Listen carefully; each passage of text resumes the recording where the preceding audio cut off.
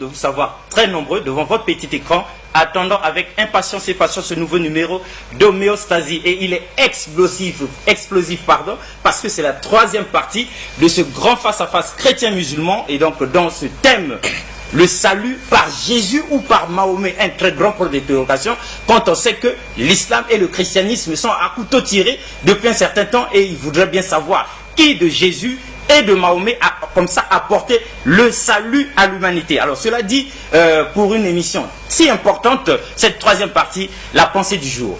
La vérité est vérité et le mensonge est mensonge. Donc c'est ce qu'on va voir tout à l'heure sur ce plateau, qu'on pourra découdre entre les deux, savoir qui a raison, qui a tort. Et donc la parole à nos invités, chers invités. Bonsoir. Bonsoir. Alors le frère Jérémie, vous aviez eu une prophétie. Vous aviez tant cherché ce moment, vous aviez bien voulu que vous ayez ce face-à-face. On s'en souvient dans la première partie de l'émission, comme vous disiez, je regrette, mais je ne regrette rien parce qu'il y aura bien ce grand face-à-face. Alors vous avez la parole. Présentez-vous à ceux qui nous suivent et dites-nous tout ce que vous leur avez réservé ce soir. Je salue tout d'abord tous ceux qui nous suivent. Je suis le frère Jérémie d'Almeida. Je suis un chrétien et un croyant de la Bible et un défenseur de la vérité. C'est tout. D'accord. Alors, maintenant que vous avez en face de vous Abdul Majid, dans ce thème très important, le salut par Jésus ou par Mahomet, on espère qu'on va en finir aujourd'hui. Dites tout ce que vous lui avez réservé. Vous savez, dans Jean chapitre 8, à partir du verset 32, Jésus avait dit dans Jean 8, 32 que vous connaîtrez la vérité et la vérité vous rendra libre. Nous avons un thème ce soir, un thème vraiment alléchant. Un thème que j'ai tiré en quelque sorte d'un forum musulman que mon ami aussi Abdul Majid a l'habitude d'exploiter sur qui de Jésus-Christ ou de Muhammad est le sauveur de l'humanité. C'est-à-dire que s'il y a un livre au monde qui peut nous donner des informations sur la personne de Muhammad et sa mission, je crois que c'est le Coran. Et s'il y a aussi un livre qui peut nous donner aussi des informations sur la personne de Jésus-Christ, je crois que c'est la Bible. Moi, je crois que ce soir, il faut qu'il y ait un débat de livres, en quelque sorte. Je n'ai pas besoin de la parole d'Abdul Majid. Lui non plus, il n'a pas besoin de mes paroles. Je n'ai pas besoin de sa philosophie. Il n'a pas besoin de ma philosophie. Nous avons tous besoin de ce qui sortira de nos deux livres respectifs. Nous avons pour foi, pour livre la Bible. Eux, ils ont pour livre le Coran. Donc, tout ce que nous allons dire doit sortir de nos livres. Maintenant, sur le thème, qui de Jésus-Christ ou de Muhammad est le sauveur de l'humanité? Tout d'abord, moi, j'aimerais commencer avec quelques versets de la Bible, qui montrent des versets clairs, qui montrent que Jésus-Christ est le sauveur de l'humanité. Si le frère peut me lire dans Luc chapitre 2, à partir du verset 25 jusqu'au verset 30. Luc 2, 25, 30. Luc 2, versets 25 à 30. Et voici, il y avait à Jérusalem un homme appelé Siméon. Cet homme était juste et pieux. Il attendait la consolation d'Israël, et l'Esprit Saint était sur lui. Il avait été divinement averti par le Saint-Esprit qu'il ne mourrait point avant d'avoir vu le Christ du Seigneur. Il vint au temple poussé par l'Esprit, et comme les parents apportaient le petit enfant Jésus pour accomplir à son égard ce qu'ordonnait la loi, il le reçut dans ses bras, bénit Dieu et dit: Maintenant, Seigneur, tu laisses ton serviteur s'en aller en paix, selon ta parole, car mes yeux ont vu ton salut. Salut que tu as préparé devant tous les peuples, lumière pour éclairer les nations et gloire d'Israël, ton peuple. Tu peux ajouter Apocalypse chapitre 5 à partir du verset 8 à 9. Apocalypse 5, Verset 8 à 9. Apocalypse 5, verset 8 à 9. Quand il eut pris le livre, les 4 êtres vivants et les 24 vieillards se prosternèrent devant l'agneau, tenant chacun une harpe et des coupes d'or remplies de parfums, qui sont les prières des saints. Et ils chantaient un cantique nouveau en disant, tu es digne de prendre le livre et d'en ouvrir les sceaux, car tu as été immolé et tu as racheté pour Dieu par ton sang des hommes de toute tribu, de toute langue et de tout peuple et de toute nation. Là, nous avons déjà deux écritures que j'ai citées. J'ai cité l'écriture de Siméon, de Luc chapitre 2, à partir du verset 25 à 30, où nous voyons que lorsque Jésus-Christ était né, un homme qui avait reçu une promesse, qui ne mourrait point sans voir le Sauveur. Et il était poussé par le Saint-Esprit, il est venu là où on consacrait les enfants, il prit Jésus entre ses mains. Il dit, maintenant Seigneur, tu laisses ton serviteur s'en aller en paix selon ta parole, car mes yeux ont vu ton salut. C'est-à-dire qu'on ne devient pas le sauveur, on est sauveur. Là déjà Jésus-Christ était déclaré sauveur. Et Simon dit, ce salut que tu as préparé devant tous les peuples, lumière pour éclairer toutes les nations, et gloire d'Israël, ton peuple. Mais là, dans Apocalypse chapitre 5, à partir du verset 8 à 9, nous voyons aussi la même chose. C'est-à-dire, Jean confirme même cette écriture de Luc chapitre 2, à partir du verset 27 à 30, où il est dit que lorsqu'il ouvrit le livre, les 4 êtres vivants et les 24 vieillards se prosternaient devant l'agneau et dit, tu es digne de prendre le livre, d'en ouvrir les sceaux, car tu as été immolé, et tu as racheté des hommes par ton sang, des hommes de toute nation, tout peuple, toute langue. J'aimerais bien qu'on le lise, c'est plus mieux de lire l'écriture. Apocalypse chapitre 5, à partir du verset 8, il est dit ceci. Quand il eut pris le livre, les 4 êtres vivants et les 24 vieillards se prosternaient devant l'agneau, tenant chacun une harpe et des coupes d'or remplies de parfums, qui sont des prières des saints. Et ils chantaient un cantique nouveau en disant, tu es digne de prendre le livre et d'en ouvrir les sceaux, car tu as été immolé et tu as racheté pour Dieu par ton sang des hommes de toute tribu, de toute langue, de tout peuple et de toute nation. Et tu as fait d'eux un royaume de sacrificateurs, et ils régneront sur la terre. Donc nous voyons déjà ici, ces deux paroles sorties de la Bible, parce que nous sommes des croyants de la Bible. Dans Luc 2, il est parlé du Sauveur, qui est né Sauveur. Jésus n'est pas devenu le Sauveur, mais il est né Sauveur. Et nous voyons qu'il était Sauveur préparé pour toutes les nations. C'est-à-dire le salut était préparé pour toutes les nations. Et cela est confirmé dans Apocalypse chapitre 5 à partir du verset 8 à 9. Maintenant, lorsque nous avons notre thème ce soir, le thème c'est qui de Jésus-Christ et de Mohammed est le sauveur de l'humanité. Monsieur Alexis Bongo, moi j'ai lu le Coran dans tous ces 114 sourates, leurs 6348 versets. Je ne suis pas un spécialiste du Coran, mais je l'ai lu depuis la sourate Al-Fatiha, qui veut dire ouverture, jusqu'à la dernière sourate. Mais dans tout le Coran, je n'ai trouvé aucun verset, ça je le dis, aucun verset où il est dit que Mahomet est le sauveur de l'humanité. Ce verset n'existe pas et ce verset n'existera jamais, à moins que nos frères puissent écrire un nouveau Coran. Dans tous les Corans, il y a toujours un mot qui revient souvent en rapport avec le prophète Mahomet, c'est le mot avertisseur et annonciateur. Avertisseur et annonciateur. Je vais expliquer ça après. Le sens du mot avertisseur et annonciateur. Il n'y a aucun verset du Coran qui dit que Mahomet est le sauveur de l'humanité. J'aimerais bien que mon frère puisse me lire la sourate chapitre 35 à partir du verset 19 à 23. Nous avons encore 3 minutes. Sourate 35 à partir du verset 19. L'aveugle et celui qui voit ne sont pas semblables, ni les ténèbres et la lumière, ni l'ombre et la chaleur ardente. De même, ne sont pas semblables les vivants et les morts. Allah fait entendre qui il veut, alors que toi, Mohammed, tu ne peux faire entendre ceux qui sont dans les tombeaux. Tu n'es qu'un avertisseur. Regardez déjà. Là, nous avons une écriture du Coran. Sortie du Coran, bien traduit par le professeur Amidoulaye. À la fin de la sourate 23, on dit que tu n'es qu'un avertisseur. Sans plus. C'est-à-dire quoi? Que quelqu'un qui est là pour avertir. Je vais donner la définition du mot avertir après. Donc, le Coran est tellement clair que Mahomet n'est que... Regardez comment c'est écrit.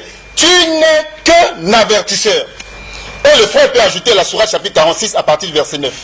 Sourate 46, verset 9. Je lis. Dis, je ne suis pas une innovation parmi les messagers, et je ne sais pas ce que l'on fera de moi, ni de vous. Je ne fais que suivre ce qui m'est révélé, et je ne suis qu'un avertisseur clair. Là aussi, dans le Coran, ça c'est le prophète, c'est l'ange qui dit au prophète Mahomet, parce que lorsqu'on dit dit, il s'agit de l'ange. Il vous reste une minute. Jibril, qui dit, je ne suis pas une innovation, pas quelque chose de nouveau. Je ne sais pas ce qu'on fera de moi, c'est-à-dire Mahomet ne sait pas ce qu'on fera de lui, ni de vous, c'est-à-dire les musulmans. Et il dit que je ne fais que suivre ce qui m'est révélé, et je ne suis qu'un avertisseur clair. C'est-à-dire que s'il y a une personne qui peut nous trancher ce soir, c'est le Coran. Donc s'il y a un livre au monde qui peut nous trancher qui est Mahomet, c'est le Coran. Atterrissage. C'est ça. Voilà, donc les 10 minutes sont consommées. Abdul Majid demande entier nous suit. On appelle de l'Arabie Saoudite, de la Libye et du reste du monde. Il y a des réactions aussi à Brazzaville. On trouvera le moment de vous en parler. Réaction. Oui, merci beaucoup pour la parole. Louange à Dieu qui a envoyé son messager Mohammed après plusieurs siècles passés sans l'apparition d'aucun messager dans aucune nation du monde. Dieu l'a envoyé pour qu'après le passage de Mohammed sur la terre, l'humanité ne trouve point d'argument échappatoire devant Dieu le jour du jugement dernier. Et je demande à Dieu de couvrir, de verser sa grâce, de couvrir de ses bénédictions notre prophète Mohammed qui a dit ceci, il a juré en disant ceci: je jure par celui entre les mains de qui repose mon âme, c'est-à-dire il parle de Dieu. Il dit, si une personne de cette communauté, jusqu'à la fin des temps, qu'il soit juif, si quelqu'un, qu'il soit juif ou chrétien, attend parler de moi Mohammed, et s'il meurt sans croire à moi, son sort final ne sera que l'enfer. C'est ce que le prophète Mohammed, la paix de Dieu soit sur lui, a dit, et que Dieu verse également sa grâce sur les membres de sa famille, sur ses fidèles compagnons, ainsi que sur tout prophète véritablement envoyé par Dieu, dans le but de tirer les êtres humains des ténèbres spirituelles vers la lumière parfaite. Je suis très satisfait d'attendre de la bouche de notre frère poser une condition selon laquelle nous devons justifier notre position respective sur base, n'est-ce pas, de nos livres, des déclarations tirées de nos livres. Et c'est ce que j'ai toujours dit. Je pense qu'il a suivi mes interventions par rapport à ce thème. Ils ont déjà me cédé. Et les débats que j'ai animés par-ci, par-là, j'ai toujours dit ceci, pour personne d'entre nous ne pourra être plus éloquent que Dieu. Jésus-Christ et Mohammed, pour nous départager sur la question du sauveur de toute l'humanité entre Jésus-Christ et Mohammed. C'est-à-dire, en d'autres termes, je voulais dire ceci, si nous tenons à répondre objectivement à la question que nous nous sommes posée dans le cadre de ce débat, nous ferons mieux de justifier notre position respective sur base des propres témoignages de Dieu contenus dans la Bible judéo-chrétienne et dans le Coran, et aussi sur base des propres témoignages de Jésus-Christ et de Mohammed contenus dans la Bible judéo-chrétienne et pour le cas de Mohammed dans le Coran et aussi dans les traditions prophétiques. Et je me dois ici de dire que tout ce que le frère a dit, c'est vrai qu'il a récité des passages bibliques et aussi des versets coraniques, mais malheureusement il ne nous a pas convaincus pour la simple et bonne raison, et c'est un défi, parce qu'il n'y a pas un seul verset biblique ou un seul verset coranique dans lequel Dieu affirme avoir envoyé Jésus-Christ comme étant le sauveur de toute l'humanité. Ça n'existe nulle part. Et il n'y a aucun verset coranique comme un verset biblique dans lequel Jésus-Christ affirme avoir été envoyé par Dieu comme étant le sauveur de toute l'humanité. Ça n'existe nulle part. Et il n'y a aucun verset coranique comme un verset biblique dans lequel Jésus confirme le caractère universel de sa mission en invitant les gens des autres nations à croire en lui de son vivant et pendant son ministère. Ça n'existe nulle part. Et il n'y a aucun verset dans le Coran, comme dans la Bible, dans lesquels Jésus ordonne à ses apôtres de prêcher son évangile aux non-israélites, je le souligne bien, aux non-israélites pour confirmer le caractère universel de sa mission. Et enfin, il n'y a aucun verset dans le Coran, comme dans la Bible, dans lequel Jésus-Christ confirme le caractère universel de sa mission en plaçant tous les êtres humains au même pied d'égalité et en basant les critères de noblesse sur la piété, car le sauveur de toute l'humanité ne pourra en aucune manière accepter qu'un peuple ou un individu ou une race ou une tribu ou une nation soit considéré comme étant supérieur aux autres sur base de considérations temporaires et non de considérations charnelles. Il a anticipé les choses. Parce qu'il a cité l'évangile de Luc. Oui, nous en islam, nous disons, écoutez, les évangiles, tous les Nouveaux Testaments et les livres de l'Apocalypse sont comme des hadiths en islam. Des gens qui ont entendu les prophètes parler, et les prophètes nous ont mis même en garde contre des paroles qui lui seront faussement attribuées. C'est-à-dire, dans la Bible, dans le Nouveau Testament, nous trouvons des fausses paroles qu'on a attribuées à Jésus, et des paroles qui ont été rapportées par des gens qui n'ont jamais vu Jésus, comme l'exemple de Luc. Il n'a jamais vu Jésus, il n'a jamais senti son odeur, il n'a jamais été au témoin oculaire de sa mission. Et quand il parachute sur l'Apocalypse, il nous cite l'Apocalypse bien sûr, c'est un livre qui a été d'abord dans un premier temps déclaré apocryphe par l'Église catholique romaine, puis reconnu au concile de Constantinople II, c'est-à-dire vers 382 après que Jésus-Christ soit passé. Et le passage même qu'il a cité est en contradiction avec un autre passage de l'Apocalypse. Parce que d'abord dans ce même passage, Jésus-Christ est présenté comme celui qui a été, qui aurait, n'est-ce pas, racheté les hommes de toute race, toute tribu, tout peuple, par son sang, c'est-à-dire par sa mort. Ça, c'est la doctrine du christianisme, et cette doctrine est d'origine satanique, parce que nulle part, vous ne verrez dans l'évangile de Jésus où il dit « J'ai sauvé l'humanité par ma mort ». Et c'est cela le christianisme. Parce que le christianisme est basé sur le salut dans le christianisme passe par la croyance à la prétendue mort expiatoire de Jésus-Christ. C'est pourquoi moi j'aurais souhaité, si les frères étaient sincères, on allait commencer d'abord par le concept définitionnel du mot sauveur. Parce que vous savez, être sauveur n'est pas un slogan. Que les gens s'amuseraient à répéter, sauveur de toute l'humanité, sauveur de toute l'humanité. Encore faudra-t-il savoir en quoi est-ce que Jésus-Christ ou Mohammed est-il sauveur de toute l'humanité. Qu'a-t-il fait? Comment est-ce qu'il a trouvé sa société? Qu'est-ce qu'il a fait de son vivant pendant son ministère? Est-ce qu'a-t-il mis fin à toutes les dépravations morales qui existaient dans sa société? Est-ce qu'a-t-il rétabli le culte du monothéisme pur qui était déjà perdu par ses contemporains ou par son peuple? Qu'a-t-il fait? Parce qu'un sauveur, ce n'est pas un slogan. Pour le cas de Mohammed, avant que je ne passe au cas de Mohammed, je vais commencer avec la Bible. Le Christ a été plus que clair. Matthieu chapitre 15, versets 21 à 28. Écoutez ce que le Christ dit. Moi, j'attends des témoignages qui sortiraient de la bouche de Dieu et de Jésus-Christ lui-même, dans lesquels il est dit que Jésus a été envoyé pour le salut de toute l'humanité. Et il ne suffirait pas ici de dire nulle part Mohammed a été appelé sauveur de toute l'humanité. C'est ce que j'étais en train de dire la dernière fois.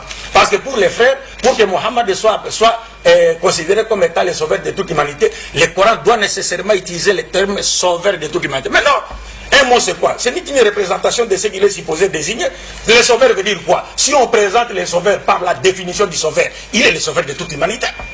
C'est pourquoi j'ai souhaité qu'on commence par le concept définitionnel. C'est pourquoi j'ai dit l'autre fois, si on participait à l'émission Question pour un champion, les frères vont tomber et ils seront éliminés dès la première manche des 3 manches prévues pour l'émission Question pour un champion. Parce que dans cette émission, pour trouver un mot, les journalistes commencent par nous lire la définition. Il n'y a que ceux qui ont la connaissance de la définition proposée qui pourront donner une réponse à la définition, qui pourront citer le nom ou les mots qui est relatif à la définition qui a été proposée. Matthieu chapitre 15, versets 21 à 28.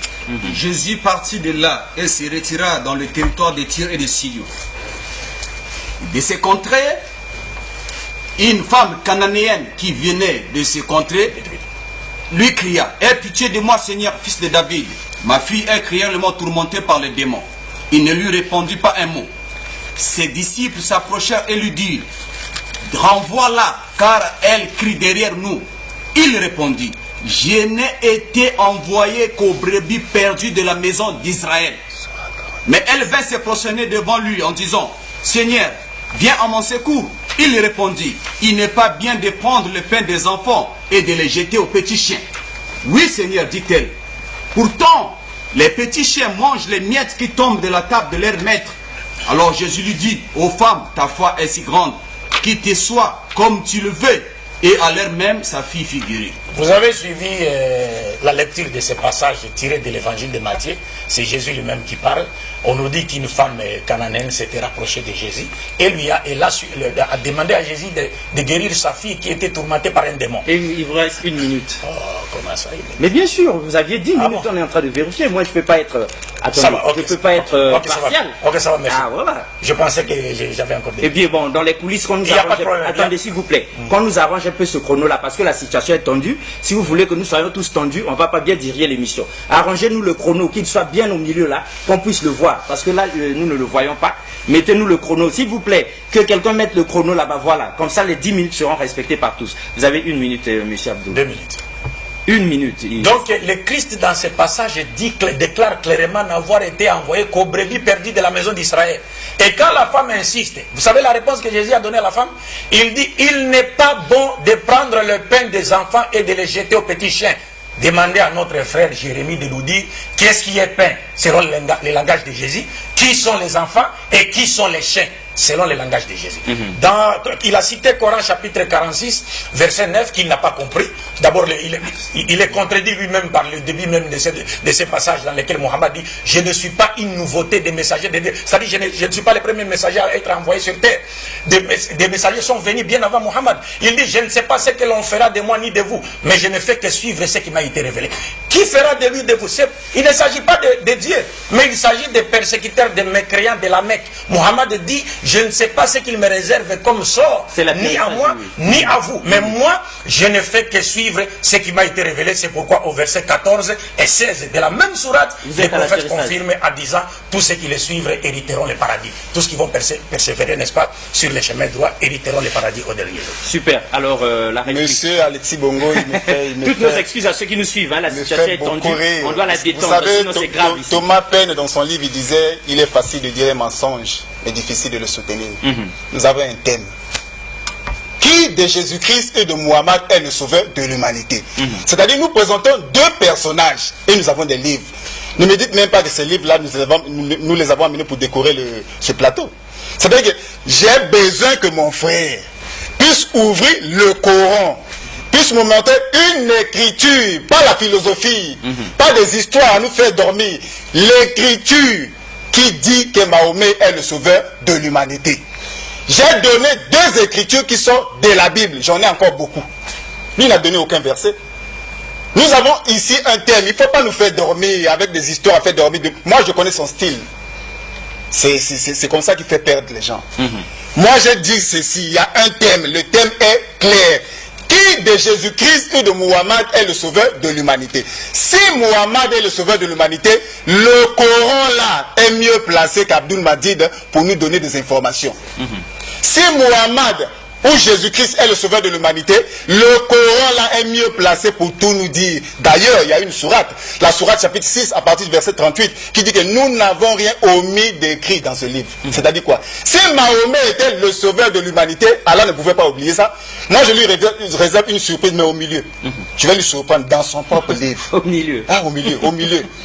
Dans son propre livre, c'est-à-dire dans son propre champ. Il n'y a aucun verset du Coran qui dit que Mahomet est le sauveur de l'humanité. Ce verset n'existe pas. Mais dans le Coran, nous voyons le mot sauveur, mais attribué à Allah lui-même.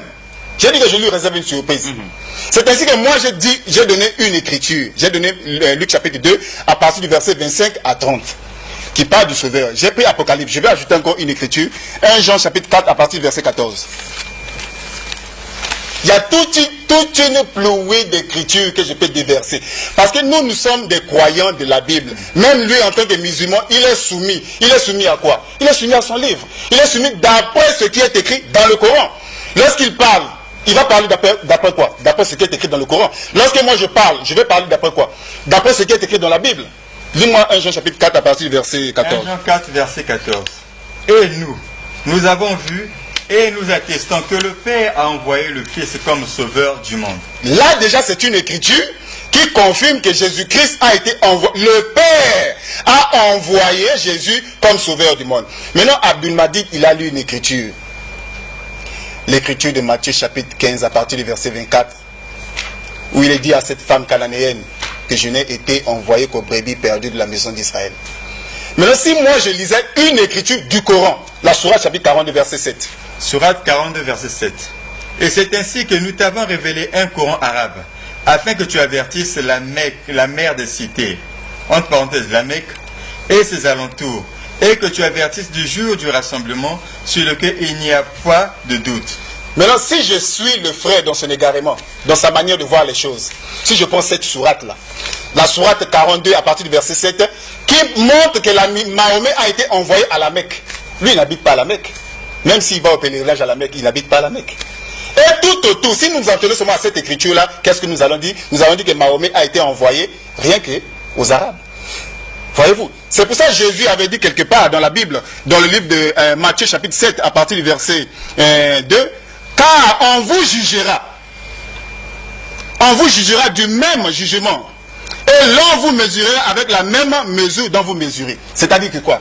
Avant de juger la Bible, j'aimerais bien qu'il fasse d'abord une étude comparative dans son propre livre. Parce que lui, lorsqu'il voit Matthieu chapitre 15 à partir du verset 24, là où Jésus dit à cette femme cananéenne, je n'ai été envoyé qu'aux brebis perdues de la maison d'Israël. J'avais dit la fois dernière quelque chose. Je n'ai jamais refusé une écriture lorsque ça sort de la Bible. Je ne refuse jamais une écriture. Mais ce que nous refusons, c'est quoi? C'est lorsque les gens prennent leurs pensées charnelles, ils introduisent dans le verset, c'est ça ce que nous refusons. Et c'est en rapport avec ce que Dieu dit dans Ésaïe 55. À partir du verset 8, que mes pensées ne sont pas vos pensées et mes voix ne sont pas vos voix. Lui, dans une myopie spirituelle, lorsqu'il lit cette écriture, il limite la mission de Jésus. Mais il ne sait pas qu'en Jésus-Christ, il y avait le salut qui concernait aussi les païens. J'ai cité des écritures. Pourquoi cette écriture de Luc chapitre 2, verset 25 à 30, il n'a pas contredit cela? L'écriture de Jean chapitre 3 à partir du verset 16 à 17, où il est écrit, car Dieu a tant aimé le monde, qu'il a donné son Fils unique, afin que quiconque croit en lui, j'ai toujours dit, dans toute la Bible, lorsqu'on dit quiconque, c'est-à-dire n'importe qui, pour comprendre cela, lisez Romains chapitre 1 à partir du verset 16, où l'apôtre Paul dit, je n'ai point honte de l'évangile, car c'est la puissance de Dieu pour le salut de quiconque croit, du juif premièrement, puis du grec. Donc dans toute la Bible, lorsqu'on dit quiconque, il s'agit de n'importe qui. Dieu a tant aimé le monde qu'il a donné son Fils unique, en fait que quiconque croit en lui ne périsse point, mais qui ait la vie éternelle. Au verset 17, il dit, en effet, Dieu n'a pas envoyé son Fils dans le monde pour juger le monde, mais pour que le monde soit sauvé par lui. Supposons que Jésus n'est pas le sauveur de l'humanité. J'aimerais bien qu'il nous présente le sauveur de l'humanité ce soir, mais à condition qu'il prenne ça dans son livre. Parce que moi je lui réserve une surprise, mais au milieu. Je vais lui confondre dans son propre champ. Une surprise au milieu. Dans son propre champ, je lui réserve au milieu. Moi, j'ai tout un tas de versets de la Bible que je peux déverser. Et vous avez encore 4 minutes pour... Dans Luc chapitre 24, à partir du verset 47, si le frère peut me le dire. Luc 24, Moi, je donne des écritures. Le frère ne nous donne aucune écriture. Il nous amène dans des philosophies. Luc 24, verset 47. Et que la repentance et le pardon des péchés seraient prêchés en son nom à toutes les nations, à commencer par Jérusalem. Ah, ça c'est une écriture sortie de la Bible. Et la repentance et le pardon des péchés seraient prêchés à toutes les nations, à commencer par Jérusalem. Et je vais surprendre encore le frère, puisqu'il a lu Matthieu chapitre 15, à partir du verset 14, qui est vrai. Je ne refuse jamais une écriture. Mais il oublie que dans Matthieu chapitre 8, à partir du verset 5, où Jésus avait déjà abordé un centenier romain, un païen aussi. Un centenier romain qui avait abordé Jésus, qui avait besoin qu'on puisse secourir son serviteur qui était souffrant. Maintenant, Jésus répond à ce centenaire, j'irai et je le guérirai. Mais au verset 11, avant de guérir le serviteur du centenaire romain, Jésus avait donné déjà une prophétie concernant les païens. Il dit que plusieurs viendront de l'Orient et de l'Occident et seront assis avec Abraham dans le royaume du Père. Mais les fils du royaume, c'est-à-dire les Israélites, seront jetés dans les ténèbres du dehors. Donc, dans Matthieu chapitre 8, verset 11, verset 10, après l'avoir entendu, c'est-à-dire entendu le centenier, Jésus fut dans l'étonnement et dit à ceux qui le suivaient, je vous le dis en vérité, en Israël, je n'ai pas trouvé une si grande foi. Verset 11. Or, je vous le déclare, c'est une prophétie que Jésus donne ici. Or, je vous le déclare que plusieurs viendront de l'Orient, de l'Occident, et seront assis à table avec Abraham et Isaac et Jacob dans le royaume des cieux. Mais les fils du royaume, c'est-à-dire les Israélites, seront jetés dans les ténèbres du dehors, pas en enfer. où il y aura des pleurs et des graissements dedans. Cette promesse-là concerne les païens. Lui, il ne connaît pas ça. Voyez-vous. Donc, moi, j'aimerais bien que nous puissions rester dans les livres. J'aimerais bien qu'il puisse me corriger ce soir. C'est-à-dire que si Jésus n'est pas le sauveur de l'humanité, mais qu'il nous présente le sauveur dans les Écritures. C'est de ça qu'il s'agit. Je n'ai pas besoin de sa philosophie. Je connais parfaitement son jeu habituel. J'ai besoin qu'il me présente le sauveur de l'humanité. La Bible est ici, le Coran est ici. Faisons un débat de livres. C'est-à-dire qu'il faut que ce soit, il est écrit, mais il est aussi écrit. Donc le frère, je lui donne un exercice à faire. Le livre est là, le Coran est là. S'il trouve ce verset qui dit que Mahomet est le sauveur de l'humanité, ce soir, pas demain, demain c'est loin, ce soir je deviens musulman. Je vais lui laisser sur ce plateau. Je vais à la maison, à Potepoto, je reviens ici. Il ne trouvera pas ce verset. Ça n'existe pas. J'ai lu le Coran. J'ai dit que j'ai lu le Coran, je n'ai pas trouvé ça. Mais je lui réserve une surprise au milieu. Je vais lui confondre au milieu. Voyez-vous, je lui confonds au milieu. Je peux lui laisser ici là. Je vais à la maison chez moi, je reviens. Il ne trouvera pas ce verset. Ça n'existe pas. Dans tout le Coran, Mahomet est présenté comme avertisseur. Et je vais expliquer la signification du mot avertisseur au milieu toujours. C'est de ça que je lui donne mes minutes. Et donc, non, nous profitons de la minute qui est là pour dire que c'est électrique. Donc, c'était une série de 10 minutes à chacun. Et nous entrerons bientôt, 1 heure après, dans la série de 5. Donc, je profite des poussières de secondes qui sont là pour dire que je n'aimerais pas, nous n'aimerions pas, nous, à homéostasie, être à la place de ces deux gladiateurs de la spiritualité. Parce que là, c'est la Bible et le Coran qui vont parler. Et on devrait faire comme Ahmed Yallah qui n'est pas venu sur ce plateau, alors qu'il était venu en Jean-Baptiste ici, à corps et à cri, revendiquer la vérité. Ah, alors, aussi, je l'attends. Vous avez 10 minutes pour réagir.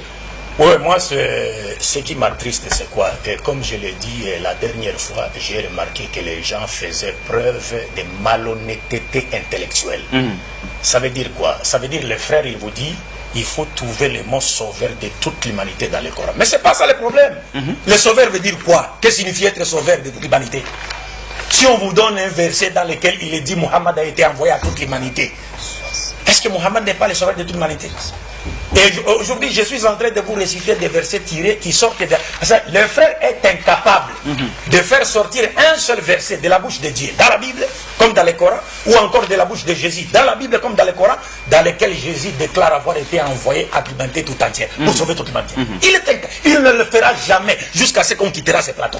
Maintenant, qu'est-ce qu'il fait? Quand Jésus vous dit, je n'ai été envoyé qu'aux brebis perdues de la maison d'Israël, c'est une forme restrictive. Ça ne voudrait pas dire que Jésus a été envoyé à l'humanité tout entière. Nous, musulmans, nous croyons que Jésus est sauveur.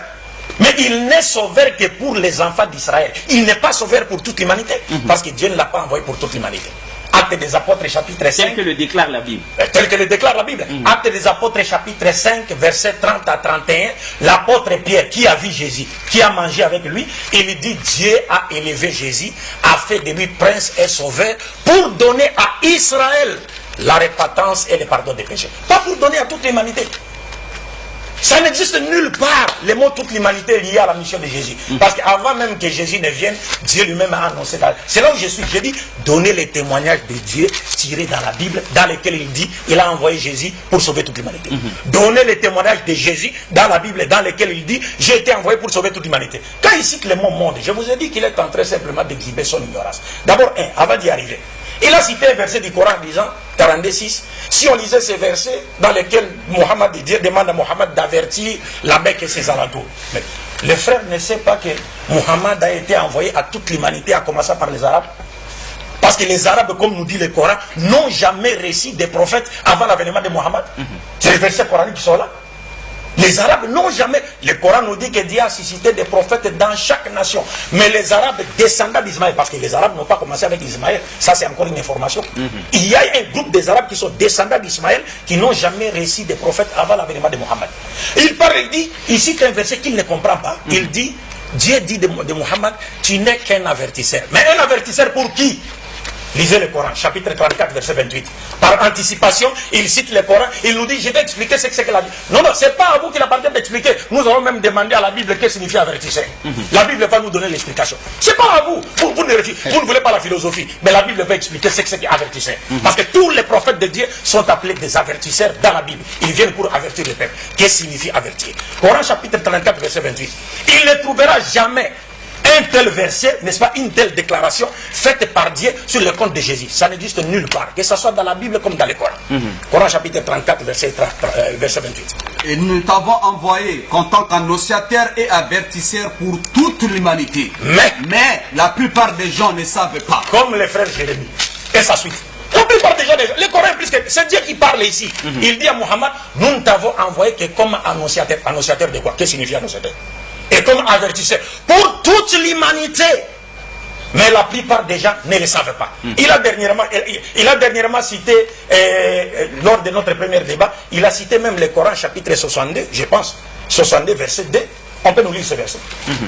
62 versets. Là où il parle, écoute maintenant ce qu'il ne comprend pas. Parce que pour nous les musulmans, Dieu a envoyé le prophète Mohammed simultanément aux Arabes et à toute l'humanité conformément à la promesse d'Abraham. Parce que Dieu a fait promesse à Abraham de bénir en lui toutes les familles de la terre. Jésus étant un descendant d'Abraham, il n'a été envoyé qu'au bébé perdu de la maison d'Israël. Parce que l'alliance que Dieu a faite avec Isaac dans Genèse chapitre 17, verset 19, ne concernait que Isaac et sa postérité après lui. C'est pourquoi quand le Christ est venu, il a dit à ses apôtres, d'abord là, c'est une femme qui le supplie de guérir sa fille. Mais les disciples lui demandent même de la chasser. Et Jésus dit, je n'ai été envoyé qu'au brebis perdu dans la maison d'Israël. Il n'a pas su expliquer, qu'il nous dise, s'il n'a pas peur de la vérité, qu'est-ce que signifie l'évangile dans cette parole de Jésus, qu'est-ce que signifient les enfants, et qui sont les petits chiens. Qui sont les petits chiens selon les enseignements de Jésus.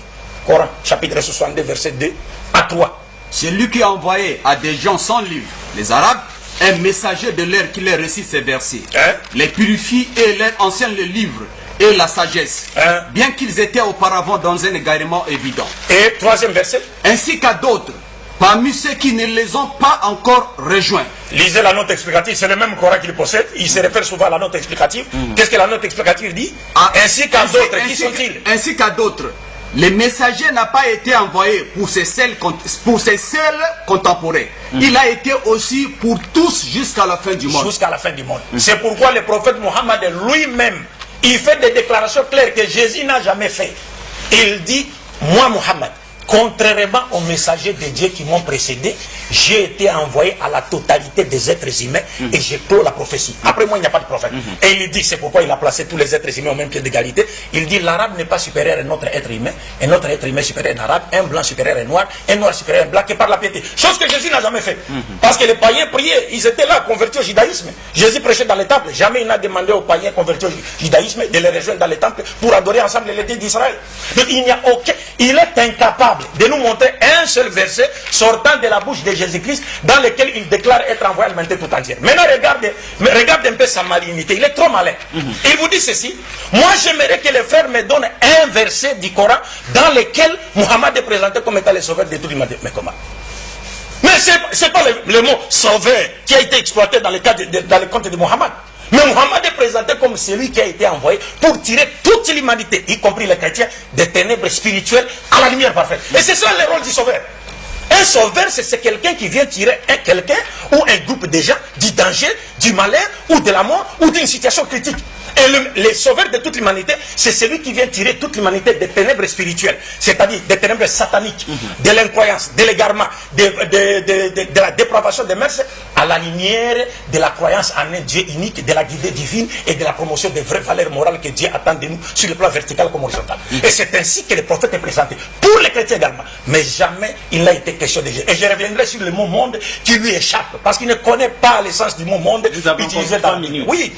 Bon, lisez-nous le Coran chapitre 5, verset 15 à 19. Coran chapitre 5, verset 15 à 19.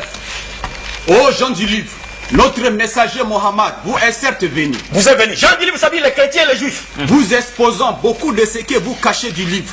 Et passant sur bien d'autres choses. Une lumière et un livre explicite. Vous en êtes venus d'Allah. Au verset 19.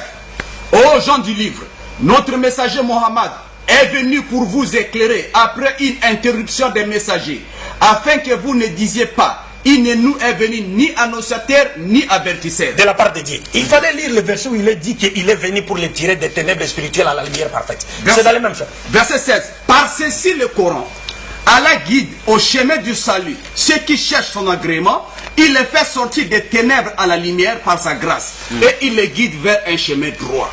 Bon, la dernière fois, j'étais en train de dire, mais pourquoi nos frères ne comprennent pas le style de Jésus? Quand la Bible nous dit, parce qu'il parle de quiconque. Quiconque croira en lui aura la vie éternelle. Mais quiconque parmi qui? Parce que lui a été envoyé aux brebis perdues de la maison d'Israël. C'est pas quiconque pour toute l'humanité. Parce que si vous voulez comprendre, il faut l'interpréter à la lumière du champ de la mission de Jésus-Christ. Si on vous dit Jésus n'a été envoyé qu'aux brebis perdues de la maison d'Israël, quiconque c'est parmi les enfants d'Israël, ça c'est un. Deux, jamais Jean n'a écrit son évangile pour les païens. Tous les commentateurs bibliques sont unanimes pour dire que Jean a écrit son évangile à l'intention des Juifs. C'est l'évangile qui est destiné aux Juifs, qui n'a rien à voir avec les païens. Regardez maintenant le mot monde, qui est utilisé par Jésus. Jean chapitre 17. Écoutez comment Jésus utilise le mot monde et que les frères ne comprennent pas. Le monde veut dire quoi? L'autre fois, je vous ai lu dans le glossaire de la Bible, on vous dit dans la Bible, le monde a trois sens. Ça veut dire cosmos, ça veut dire humanité tout entière, ça veut dire le groupe de gens qui vivent loin de Dieu dans les péchés. Et c'était cela, les cas des Juifs qui vivaient dans les péchés. C'est pourquoi la première mission de Jésus était de leur dire repentez-vous, changez de comportement. Ça n'a rien à voir avec le salut de l'humanité. Jean chapitre 17, verset 3. Non, vous prenez verset 9. Jean chapitre 17, verset 9. C'est pour eux que j'ai pris. Je n'ai pris pas pour le monde, mais pour ceux que tu m'as donné. Parce qu'ils sont à toi. Quand Jésus dit je ne prie pas pour le monde, ça veut dire quoi? Donc il ne prie pas pour toute l'humanité. Ça n'a rien à voir avec toute l'humanité. Le monde ici, c'est le symbolisme des pécheurs juifs. Continuez le verset 14. Au verset 14. Je leur ai donné ta parole.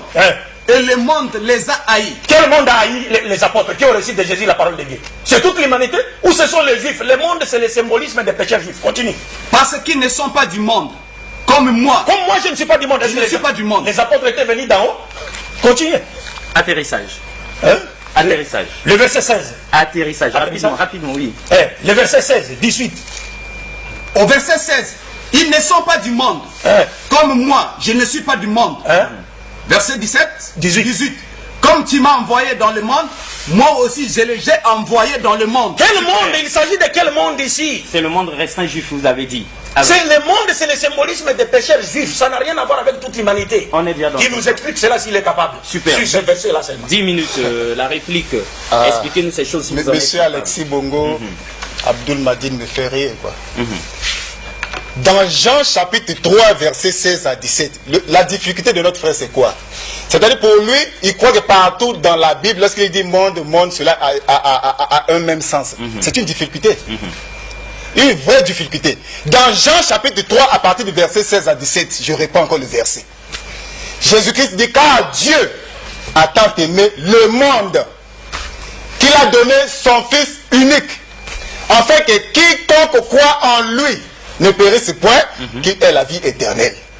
En effet, Dieu n'a pas envoyé son Fils dans le monde pour juger le monde, mais pour que le monde soit sauvé par lui. C'est-à-dire, ça fait pitié. Tout d'abord, regardez qu'il a triché avec une écriture, dans Actes chapitre 5. Il a lu une bonne écriture. Actes chapitre 5, à partir du verset 31. Dieu l'a élevé par sa droite, c'est-à-dire Jésus-Christ, comme prince et sauveur pour donner à Israël la repentance et le pardon des péchés. L'écriture est vraie. Je ne refuse jamais une écriture. Mais il est aussi écrit. Il est aussi écrit. Ah, c'est ça. Dans Actes chapitre 28, à partir du verset 28. Sachez donc que ce salut-là a été envoyé aux païens et qu'ils l'écouteront. Il lit là-bas dans Matthieu chapitre 5 à partir du verset 31, mais il ne peut pas arriver ici là. Au verset 28, Matthieu chapitre 28, Actes chapitre 28, à partir du verset 28, il est écrit, sachez que ce salut de Dieu a été envoyé aux païens et qu'ils l'écouteront. Donc j'ai affaire, je connais son style, c'est un tricheur, un spécialiste dans la matière. Il choisit des écritures qui présentent Jésus comme étant un sauveur à Israël. Mais des écritures qui présentent Jésus-Christ comme le sauveur du monde, il ne tient pas ça. Mais les Samaritains vont l'enseigner dans Jean chapitre 4 à partir du verset 46 et 41 à partir de 41 et 42. Jean 4, 41 et 42. Là maintenant ce sont les Samaritains qui l'enseignent maintenant. Pas moi, les Samaritains. Jean 4, 41 à 42. Un beaucoup plus grand nombre crut à cause de sa parole. Et il disait à la femme, ce n'est plus à cause de ce que tu as dit que nous croyons, car nous l'avons entendu nous-mêmes et nous savons qu'il est vraiment le sauveur du monde. Ça, c'est les Samaritains maintenant qui enseignent à qui? À Abdul Madid. Que nous l'avons nous-mêmes quoi? Entendu. Et nous savons qu'il est vraiment le sauveur du monde. Le verset est clair. Pourquoi ne lit-il pas ce verset-là? Et ce qui est étrange, c'est quoi? C'est que jusqu'à maintenant, Abdul Majid n'arrive pas à me donner un seul verset sortant de son livre pour nous montrer que Mahomet est le sauveur de l'humanité. Il a lu la sourate chapitre 34 à partir du verset 28. C'est cette sourate-là qu'il a utilisée plusieurs fois pour tromper les gens, surtout à Kratos. Dans cette sourate, il a dit que nous t'avons envoyé à l'univers comme avertisseur et annonciateur. Maintenant, moi, je me pose une question. Est-ce que dans le Coran ici, là, le mot sauveur n'existe pas? Le mot là est dedans, dans le Coran. Ah bon? Mais ce mot-là, on n'applique jamais ça à Mahomet. C'est là où je vais le surprendre. Le mot Coran, le mot sauveur est bien présent dans le Coran. Mais ce mot-là, on n'applique ça jamais à Mahomet. C'est là où maintenant en quelque sorte, il va se faire creuser lui-même. Dans tous les Corans, j'ai dit, ce mot avertisseur est lié à la personne de Mahomet. Mais jamais le mot sauveur. Bien sûr que le mot sauveur est dedans, dans le Coran. Mais j'attends, je lui réserve une belle surprise au milieu. Moi, j'ai donné plusieurs écritures de la Bible. Nous sommes des croyants de la Bible, monsieur Alexis Bongo. Je crois à la Bible. Nous croyons comme dit les Écritures. Lorsque Pierre dit, nous croyons. Lui, il a dit tout de suite une écriture. Il dit qu'il faut que Dieu puisse témoigner. Mais ici, c'est Pierre qui parle. Il faut que Dieu puisse d'abord témoigner qu'il a envoyé Jésus. Maintenant, ici, c'est Pierre qui parle dans Actes chapitre 5, verset 31. Là, il accepte. Maintenant, lorsque Jésus dit dans Jean chapitre 3, à partir du verset 16 à 17, oh non, le monde là, c'est même les enfants de l'école du dimanche ne peuvent pas se comporter comme lui. La difficulté d'Abdul Mahdi, c'est quoi? Pour lui, dans toute la Bible, lorsqu'on dit monde, dans une myopie spirituelle, il voit comme c'est restreint, c'est comme c'est Israël. Mais Jean 3, 16 à 17 est une arme forte pour moi. J'ai utilisé ça, j'ai fait tomber beaucoup de gens avec Jean 3, 16 là. Donc, dans la Bible, il y a plusieurs écritures qui montrent que Jésus-Christ est le sauveur de l'humanité. Moi, j'ai donné des écritures claires, mais jusqu'à maintenant, je crois que les téléspectateurs nous suivent. Il n'a donné aucun verset pour nous convaincre. Si ces versets que moi je donne ne montrent pas que Jésus est le sauveur de l'humanité, mais qu'il nous donne au moins un verset sorti du Coran pour nous rassurer. Parce que nous aimons nous laisser aider. Si vraiment les versets que j'ai présentés ici ne sont pas des versets fiables, qui présentent Jésus comme le sauveur de l'humanité, mais non, qui nous présente le vrai sauveur de l'humanité, avec son livre. C'est de ça qu'il s'agit. Parce que le thème, c'est pas moi, si c'est Jésus qui est le sauveur de l'humanité, mais le thème c'est l'humanité. C'est-à-dire qui de Jésus-Christ et de Mohammed est le sauveur de l'humanité. Maintenant, si vous remarquez bien dans son style, il s'appuie plus dans la Bible. Il prend plus la Bible, mais son livre à lui, qu'il va nous présenter le sauveur dans son livre. Comme ça, nous serons convaincus. Mais il s'appuie plus sur la Bible, il parle de Matthieu, il parle de Marc, mais son propre livre. Quel est le témoignage de son propre livre au sujet du prophète Mahomet? Voyez-vous? Donc moi j'aimerais bien qu'il m'aide ce soir. Moi j'aime me faire aider. Qu'il me donne des versets clairs. Lui il donne les versets. Moi je vérifie aussi avec le Coran. Ah oui, comme les Juifs de Béry, de Actes chapitre 1 et 17 à partir du verset 11. Ils vérifiaient. Donc moi j'aimerais bien qu'il puisse m'aider ce soir. Qu'il puisse me donner des versets dans le Coran. Il me donne une sourate, je vérifie. Mais je sais une chose. Lors de toutes ces conférences, il utilise souvent deux sourates. La sourate chapitre 21 à partir du verset 107 et la sourate chapitre 34 à partir du verset 24 et 28 qui montre que Mahomet est sauveur ou est avertisseur ou bien miséricorde à l'univers. Il utilise souvent ces termes-là. Non, ne ris pas. Ils ne sont pas venus ici pour faire la comédie. Ça, je te le dis ouvertement. Donc, j'aimerais bien qu'il puisse nous aider ce soir au lieu de jouer à ce jeu-là. Qu'il prenne le Coran qui est là, il y a le Coran qui est là, qu'il me montre le verset coranique qui montre que Mahomet est le sauveur de l'humanité. Et moi, je vais lui confondre au milieu. J'attends d'abord qu'il me donne cette sourate-là. Qui montre que Mahomet est le sauveur de l'humanité. Il a lu la sourate 34, verset 28, qui dit qu'il est avertisseur, annonciateur. Avertisseur et annonciateur n'est pas sauveur. Là, il veut jouer avec les mots. Donc, j'aimerais bien qu'au lieu de jouer à ce jeu de cache-cache, qu'il va tout droit au but. Parce que là, j'ai l'impression que mon frère est en train de nous distraire dans son jeu. Il va plus dans la Bible, il parle de Jésus. J'aimerais bien qu'il puisse soutenir quand même la personne de Mahomet. Puisque c'est un croyant de Mahomet. Il croit que Mahomet est le sauveur de l'humanité. Mais comment est-il incapable, dans son propre livre, de nous le prouver? Ça, c'est triste. Moi, j'ai donné des versets clairs ici, là, des versets. Toute une pluie de versets, j'en ai encore. Et Lui, encore 2 minutes. j'ai encore toute une pluie de versets, j'ai donné des versets. Lui n'a donné aucun verset. Comment pouvez-vous expliquer ça? Il passe plus son temps à rire, plus son temps à parler de Jésus, mais Mahomet, qui nous donne un verset coranique, on va vérifier ce verset-là. Et je le dis ce soir, s'il réussit à faire sortir ce verset-là, je deviens musulman. S'il réussit ce soir, le verset là ne se trouve pas dans le Coran. Et si jamais on trouve le verset, vous allez vous convertir. Monsieur Alexis, j'ai dit que je vais lui surprendre, mais au milieu. Au milieu. J'attends d'abord qu'il me donne, qu'il me fait sortir du Coran, le Coran là, les 114 sourates là, qui me fait sortir le verset, qui confirme réellement que dans ce verset là, c'est Mahomet qui est envoyé à l'humanité. C'est comme ça. Lui il me donne le verset, je vérifie. Ah oui, il donne le verset, moi je lis le verset là. Je vais lire ça devant le public. S'il réussit à nous donner ce verset-là, là il est en train de rire pour nous distraire. Et vous avez encore 1 minute. Voyez-vous, nous ne sommes pas venus ici pour rire, nous sommes venus ici pour faire parler les Écritures. Vous n'avez pas affaire à un gamin. Vous avez affaire à un titan qui est ici là. Ah oui. Donc, donnez-nous le verset dans le Coran. On va vérifier ce verset ce soir. Et je l'ai dit, hein, je ne quitterai pas ce plateau si ce verset ne sort pas. Super. Alors nous bénéficions de quelques poussières de secondes qui nous restent pour dire que c'est chaud les réactions, mesdames et messieurs, de par le monde. Même les Ahmadis sont arrivés sur ce plateau comme pour dire, et les chrétiens, et les musulmans qui parlent là-bas, ils ne maîtrisent rien. D'ailleurs, nous-mêmes les Ahmadis, on viendra remettre le point sur les i samedi prochain, et on verra bien, on va décortiquer la Bible et le Coran, comme pour repositionner tout ce beau monde-là. D'ailleurs, tous les deux groupes attendent le Seigneur Jésus qui viendra. C'est les Ahmadis qui ont envoyé ce message-là. Si Abdul Mahdi attend le Seigneur Jésus et que l'autre attend le Seigneur Jésus, les chrétiens l'attendent, alors ils vont se battre. Pourquoi? Mais ça, ce n'est que partie remise, comme pour dire, les Ahmadis aussi, Bakotili Kamboyo. Alors, cela dit, Abdul Mahdi, 10 minutes, c'est la dernière série des 10 minutes. Et puis on va monter dans les 5. Les téléspectateurs qui nous suivent en ce moment, je pense qu'ils ont constaté beaucoup de contradictions dans les déclarations de notre frère. Et c'est pourquoi j'étais en train de rire. Parce que les sages disent, nul n'est plus sourd que celui qui ne veut pas entendre ou comprendre. Voilà, il vous dit qu'il me montre un verset. Mohammed a été envoyé à toute l'humanité. Qu'il me montre un verset. Alors qu'on lui donne des versets dans lesquels j'ai dit sauveur. C'est là, le sauveur veut dire quoi? C'est pourquoi j'ai dit commençons par le concept définitionnel. C'est ça la fuite en avant. Sauveur veut dire quoi? Il faut définir d'abord sauveur. Un sauveur veut dire quoi? Lui, il cherche le mot sauveur. Le Coran n'a pas utilisé le mot sauveur, mais l'essence du sauveur pour parler de Mohammed. Un sauveur, c'est quelqu'un qui est envoyé pour... Le sauveur de toute l'humanité, c'est quelqu'un qui est envoyé pour tirer toute l'humanité des ténèbres spirituelles à la lumière parfaite. En faisant quoi?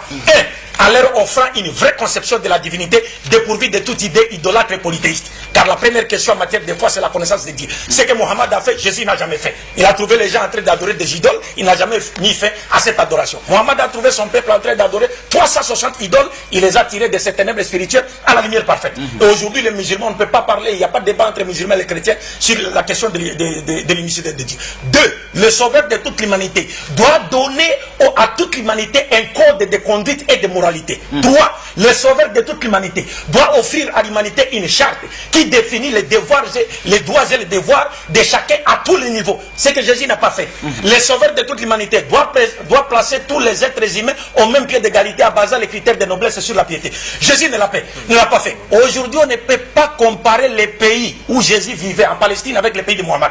Parce que le pays de Mohammed est régi par les enseignements de Mohammed, mais le pays de Jésus et le pays de tous les chrétiens ne sont pas régis par les enseignements de Jésus. Mais il y a des pays de musulmans qui sont régis par les enseignements de Mohammed. Le sauveur de l'humanité, c'est pas celui qui vient pour se faire tuer sur la croix comme quoi les chrétiens, alors qu'il laisse le peuple dans l'égarement total. C'est lui le peuple reste dans l'égarement total. Jésus n'a pas enseigné cela. C'est pourquoi il a donné un verset de l'Apocalypse qui est un ajout de l'église catholique romaine et qui est en contradiction avec un autre verset. Parce que Jésus a montré que le message universel destiné à toute l'humanité viendra après que Jésus soit passé. Apocalypse chapitre 14, versets 6 à 7.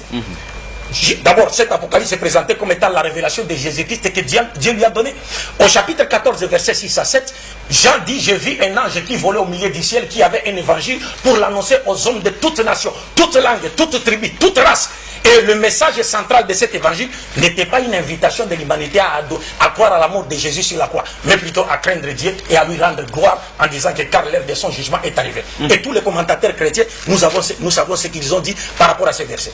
Maintenant, quand les frères nous disent qu'on nous montre là où Mohammed a été envoyé, mais on a donné de même. Vous voyez, il est tellement tellement malin, il anticipe.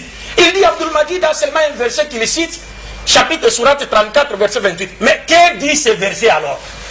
Répétez d'abord le verset. Donc, nul n'est sourd que celui qui ne veut pas entendre. Et puis il me dit, je vais confondre Abdul Majid. Non, tu ne peux pas confondre Abdul Majid. Sur base d'une traduction. On va lire avec toi le texte original. Tu as l'Esprit Saint, non, qui te permettra de lire l'arabe. On va voir quel élément utilisé dans le texte original. C'est simple. Tu n'as pas le pouvoir de confondre Abdul Majid par la grâce de Dieu. Coran chapitre 34, verset 28. Il n'a pas ce pouvoir-là. Lisez le verset. Écoutez attentivement les versets. Et nous ne t'avons envoyé qu'en tant qu'annonciateur et avertisseur pour toute l'humanité. Pour toute l'humanité. Il a kafatanas. Pour toute l'humanité. Kafatanas pour toute l'humanité. Walakina akfaranas. Mais la plupart des gens ne le savent pas, entre autres notre frère. Le chapitre 21, verset 107, qui le cite ici par anticipation, pour préparer l'esprit des gens à dire que non, Abdul Majid va citer un chapitre qui ne parle pas de l'universalité de la mission de Mohammed, alors que le chapitre même confirme l'universalité de Mohammed. La dernière fois, quand il a parlé de Jésus comme étant une miséricorde, je l'ai mis au défi, en lui disant que tu ne trouveras nulle part dans le Coran un verset dans lequel Jésus est présenté comme une miséricorde pour toute l'humanité. Il a alamine, ça n'existe pas, sauf Mohammed. Coran chapitre 21, verset 107. Que nous dit le Coran? Nul n'est plus sourd que celui qui ne veut pas entendre ou comprendre. C'est simple. Et nous t'avons envoyé comme miséricorde pour l'univers. Pour l'univers. Wama arsalnaka illa rahmatan lil alamin. Tu ne trouveras jamais, Dieu n'a jamais dit cela sur Jésus-Christ. Nulle part, que ce soit dans la Bible comme dans le Coran. Coran chapitre 7, verset 158. Je donne toujours des versets du Coran qui confirment le caractère universel de la mission de Mohammed.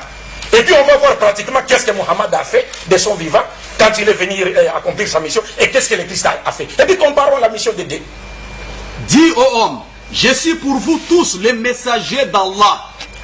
Inni Rasulullahi ilaykum jami'a. Je suis envers vous, c'est-à-dire toute l'humanité, le messager d'Allah. Est-ce que vous comprenez? Et le prophète Mohammed lui-même dit clairement, il dit, moi Mohammed, contrairement aux prophètes de Dieu qui m'ont précédé, j'ai été envoyé à la totalité des hommes et j'ai clos la prophétie. C'est pourquoi il met le blanc, les noirs, l'arabe et les autres nations au même pied d'égalité et il base les critères de noblesse sur la piété. Voilà, quand il a cité Jean encore une fois, quand je reviens, quand je cite moi des versets bibliques, c'est pour vous montrer que même dans la Bible, Jésus n'a pas été envoyé alimenter tout entière. Parce que pour être le sauveur de l'humanité tout entière, il faut avoir été envoyé alimenter tout entière. Quand quelqu'un n'a été envoyé qu'à son peuple, vous ne pouvez pas dire de lui qu'il est le sauveur de toute l'humanité. Non, ça n'existe pas ça. Il a cité un verset dans Actes chapitre 18. Ce n'est pas une parole de Jésus. Ce sont des paroles qui ont été, des enseignements qui ont été donnés par Paul et les autres, qui n'ont rien à voir avec les disciples de Jésus.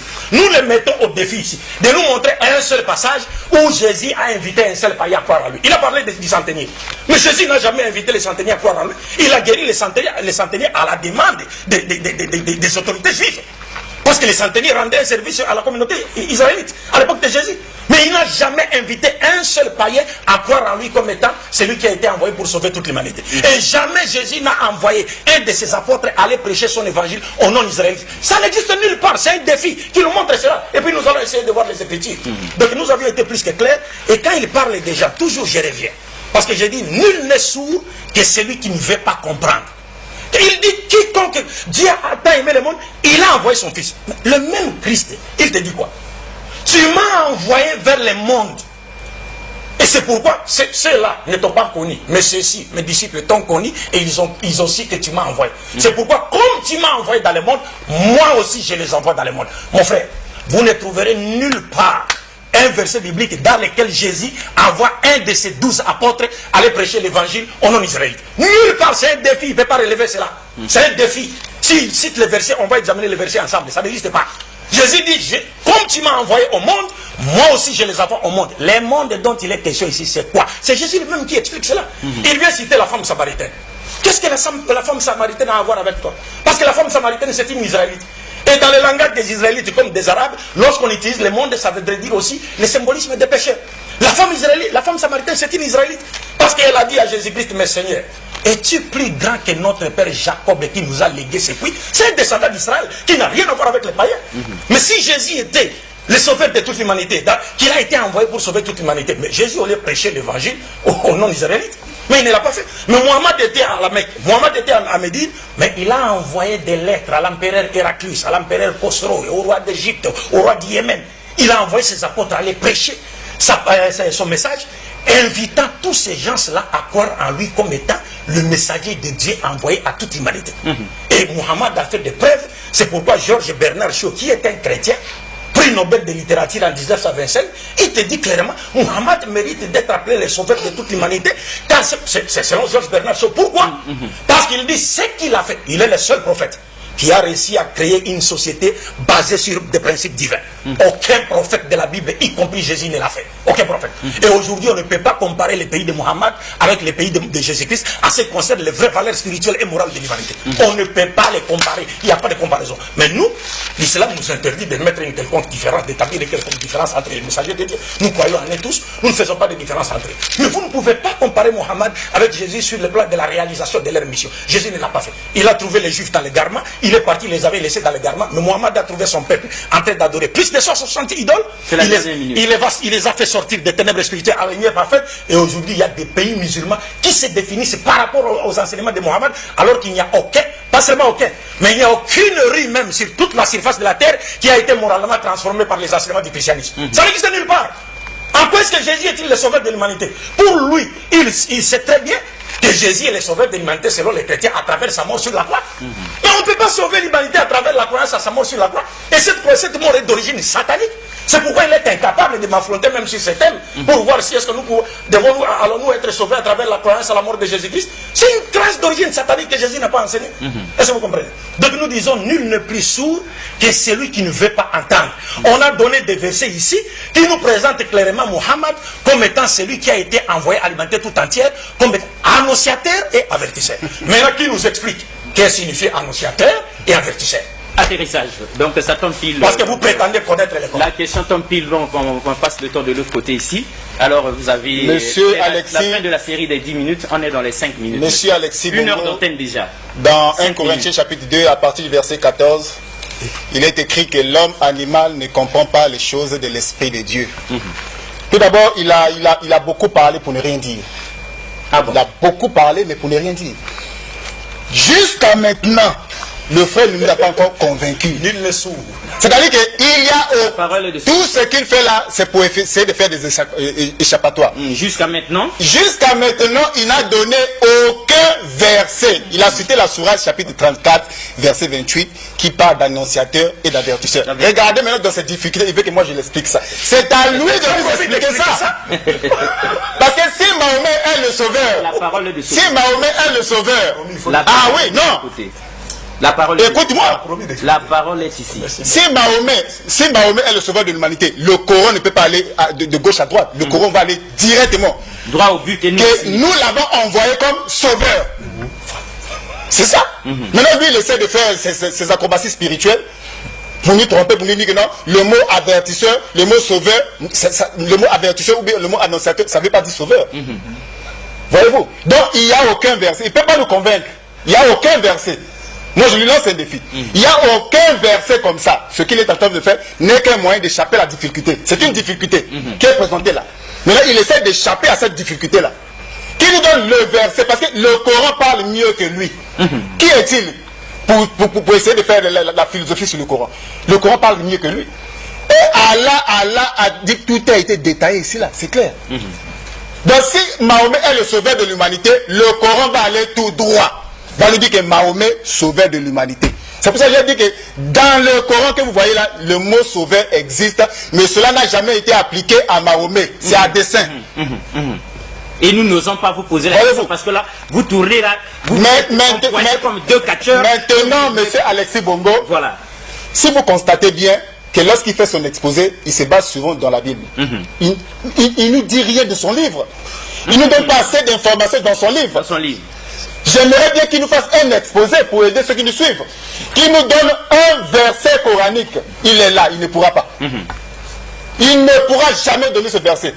Mais son style, c'est moyen de s'échapper. Il rit, il essaie de distraire le peuple. Nous ne sommes pas venus ici pour rire. Nous sommes venus ici pour laisser parler les Écritures. C'est-à-dire que moi, je ne parle pas, lui, il ne parle pas. Nous prenons les Écritures. C'est-à-dire, on fait parler les Écritures. C'est comme ça.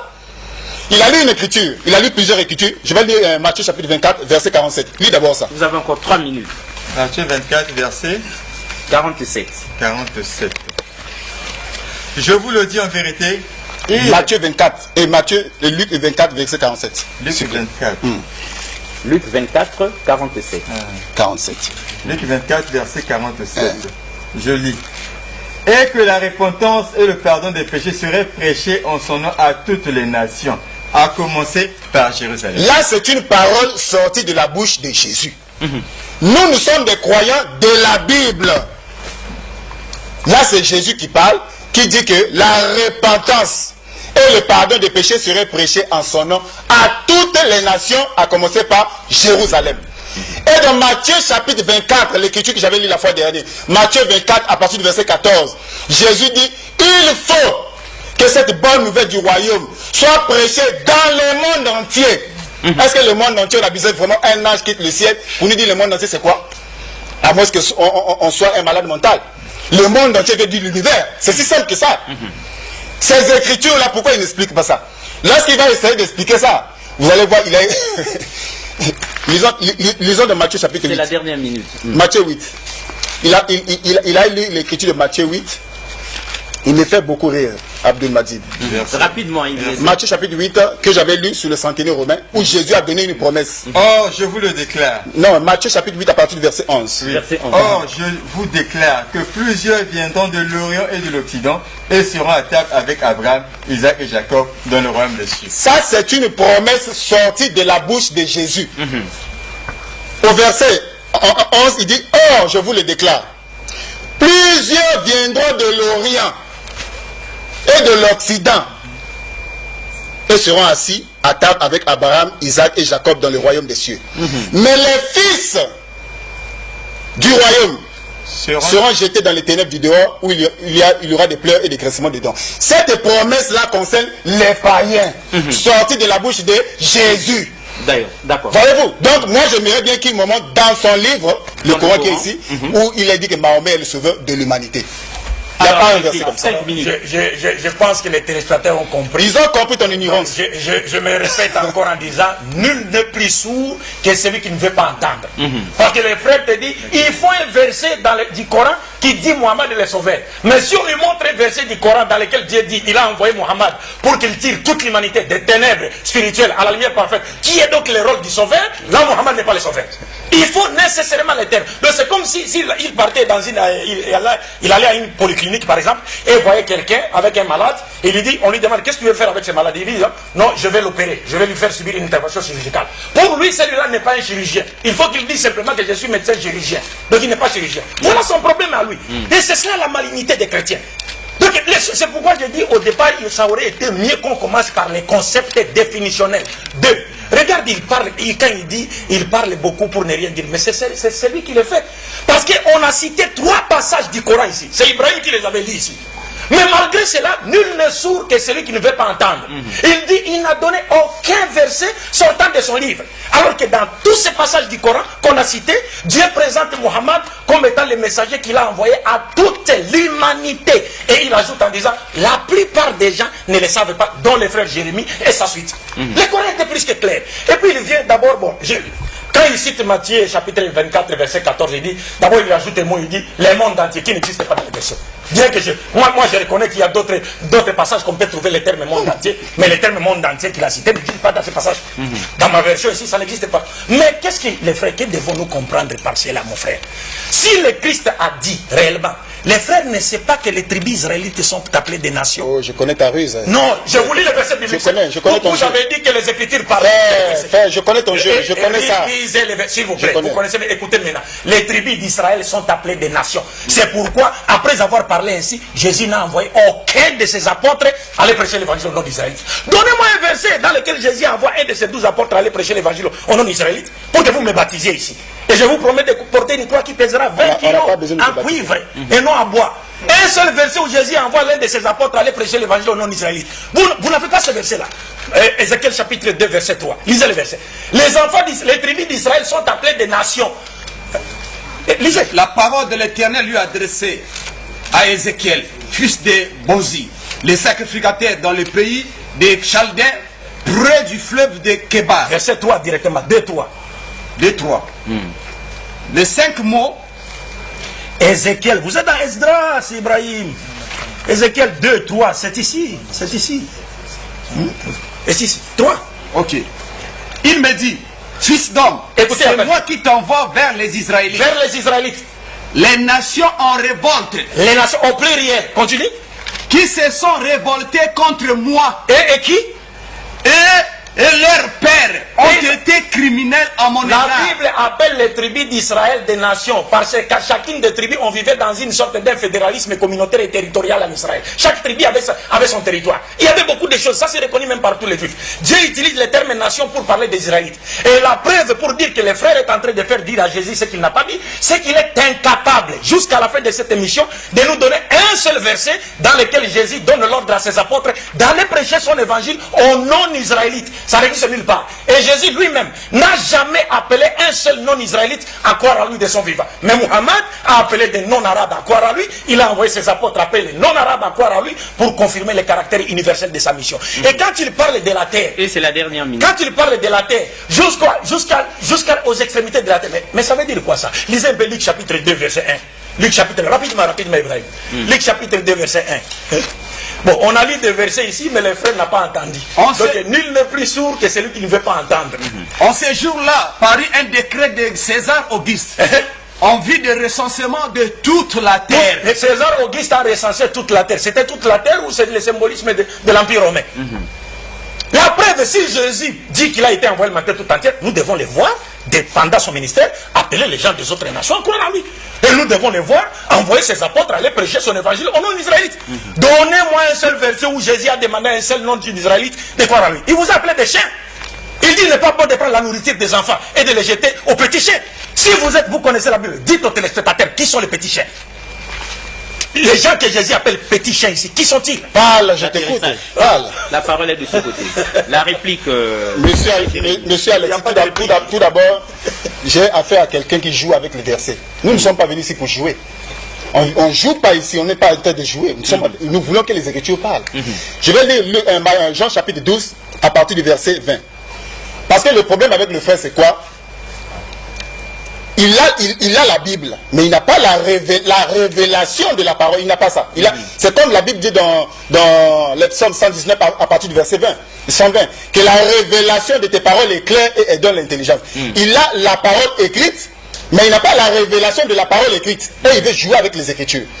Lorsque j'ai lu Luc chapitre 24 à partir du verset 47, l'Écriture là est tellement claire. Après la résurrection de Jésus, il dit de façon claire que la repentance et le pardon des péchés seraient prêchés à toutes les nations, à commencer par Jérusalem. Est-ce que cette écriture-là, il peut contredire ça? Il va expliquer ça comment? La difficulté avec le frère, c'est quoi? C'est-à-dire qu'il prend une écriture dans la Bible, il fait sortir ça hors de son contexte. Or, la Bible nous avertit, dans le livre de 2 Pierre 1 à 20 à 21, qu'aucune prophétie de l'écriture ne peut être un objet d'interprétation particulière. Il prend une écriture de la Bible et il met sa pensée. Ça, c'est grave. C'est très grave. Dans Jean chapitre 12, à partir du verset 20, c'est une promesse que Jésus fait aux païens, mais le langage est imagé. Jean chapitre 20, Jean chapitre 12, à partir du verset. Quelques Grecs du nombre. Quelques Grecs, c'est-à-dire les païens. Quelques Grecs du nombre de ceux qui étaient montés pour adorer pendant la fête s'adressèrent à Philippe de Bethsaïda en Galilée et lui dirent avec instance, Seigneur, nous voudrions voir Jésus. Philippe alla le dire à André, puis André et Philippe le dirent à Jésus. Jésus leur répondit, l'heure est venue où le Fils de l'homme doit être glorifié. En vérité, je vous le dis, si le grain de blé qui est tombé en terre ne meurt, il reste seul. Mais s'il meurt, il porte beaucoup de fruits. Celui qui aime sa vie... Jusqu'au verset 24, c'est bon. Donc là, déjà, le langage est un langage imagé. Nous avons des Grecs qui sont des païens, qui cherchaient à voir Jésus.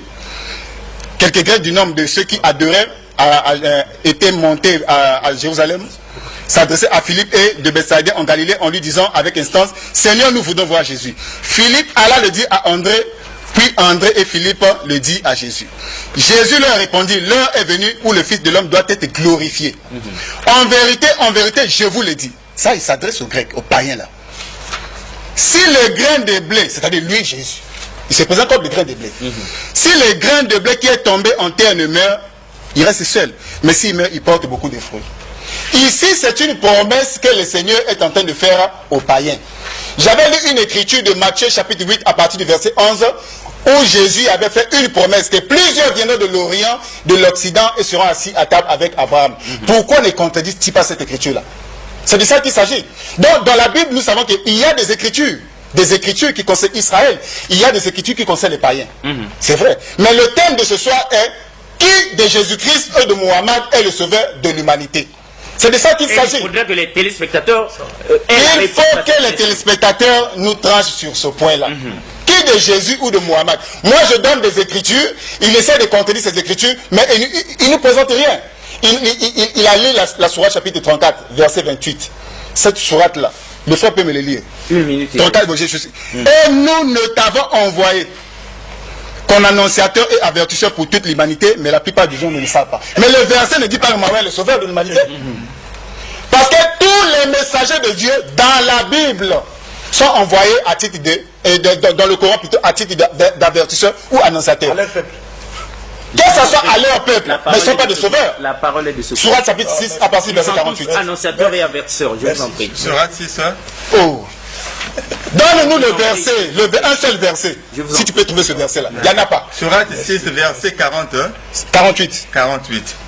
Nous n'envoyons des messagers qu'en annonciateurs et avertisseurs. Tous les messagers, on les a à ce même titre-là. Ce n'est pas le sauveur.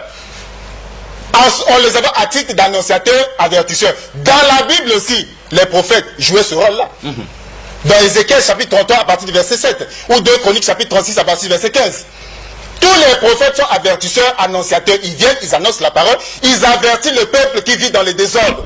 Mais le sauveur de l'humanité, cela ne veut pas dire qu'ils sont le sauveur de l'humanité. Le sauveur de l'humanité, c'est racheter des gens d'abord, les prendre et les amener au paradis. C'est pas injuste. Lui dire le sauveur, c'est pas une vie. Le sauveur doit d'abord vous racheter d'abord. Et vous envoyer au paradis. Mais oui, mais c'est pas avoir une vie terrestre, non, c'est pas ça. Super, alors. C'est triste, il n'a aucune écriture. Les 5 dernières minutes pour la série de 5. Merci beaucoup. Je répète encore ce que j'ai dit. Nous sommes donc nul n'est plus sourd que celui qui ne veut pas. De la fin de nul n'est plus sourd que celui qui ne va pas entendre. Et il vient même d'exhiber sa grande ignorance de la Bible. Quand il lit un verset dans lequel on dit il y avait des Grecs venus à Jérusalem pour adorer, lui il pense qu'il s'agit des Grecs, c'est-à-dire le peuple d'Alexandre. Mais non, les Grecs dont il est question dans le Nouveau Testament, ce sont les Israélites des Grecs. Ce ne sont pas les Grecs peuple, parce qu'il y avait des hellénistes, c'est-à-dire les Juifs qui parlaient les Grecs, qui ne parlaient plus l'hébreu. Ceux-là étaient appelés dans la Bible les hellénistes ou les Grecs. C'est-à-dire vous allez voir ça dans toutes les Bibles. Demandez à n'importe quel pasteur, si vous avez le temps, je vous ouvre même le commentaire de la Bible tout de suite là, je vais lui faire lire le commentaire de la Bible. Les Grecs dont il est question, il ne s'agit pas des Grecs peuple d'Alexandre le Grand. D'abord à l'époque de Jésus, ils étaient dominés par les Romains. Mais on dit des Grecs qui sont venus à Jérusalem pour aller adorer. D'abord, qui adorait à Jérusalem? Ce sont les Israélites qui partaient adorer à Jérusalem. Et les Grecs dont il est question ici, et le symbolisme représente les Israélites de langue grecque. C'est pourquoi même dans les actes des apôtres, il y avait un conflit entre les Israélites qui parlaient la langue grecque et les Israélites qui parlaient la langue hébraïque. Et qui se plaignaient, ceux qui parlaient la langue grecque, se plaignaient auprès des responsables religieux juifs, comme quoi leurs veuves étaient ignorées par les Israélites qui parlaient la langue hébraïque. Il ne s'agit pas, voilà l'ignorance de notre frère. Il ne s'agit pas des Grecs, peuple d'Alexandre le Grand. Il s'agit des Israélites qui parlaient la langue grecque, qui étaient influencés à partir d'Antiochus Épiphane III, à l'époque